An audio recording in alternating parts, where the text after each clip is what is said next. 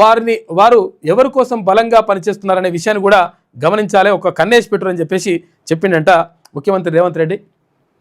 దీనిపైన ప్రత్యేకంగా దృష్టి పెట్టారు. ఎందుకంటే ఇది జీవన్మరణ సమస్య లెక్క అయిపోయింది. ఇక్కడ కాంగ్రెస్ పార్టీని ఒకవేళ బీఆర్ఎస్ పార్టీ అభ్యర్థి కనుక గెలిస్తే కాంగ్రెస్ పని అయిపోయింది అనేటువంటి కథ ఎవరు బీఆర్ఎస్ మొత్తం కూడా ప్రచారం చేసేటువంటి అవకాశం ఉంటుంది. ఎందుకంటే ప్రభుత్వం మీద ప్రజలకు వ్యతిరేకత ఉన్నది కాబట్టే 22 నెలల్లోనే ప్రభుత్వము నుంచి అంటే అభ్యర్థిని పెట్టినా కానీ, అంటే అధికార పార్టీ నుంచి అభ్యర్థిని పెట్టినా కానీ, అటు ఎంఐఎం సపోర్ట్ చేసినా కానీ ఓడిపోయింది అంటే ఏం లేదనేటువంటి అది క్రియేట్ చేయాలని చెప్పేసి రెడీగా ఉంది బీఆర్ఎస్ పార్టీ. ఒకవేళ ఈ కాంగ్రెస్ పార్టీ అభ్యర్థి గెలిస్తే లేదు ప్రభుత్వం మంచిగా నడుస్తుంది, తర్వాత ప్రజల్లో మంచి ఆదరణ ఉంది అని చెప్పుకోవడానికి కాంగ్రెస్ ప్రయత్నం చేస్తూ ఉంది.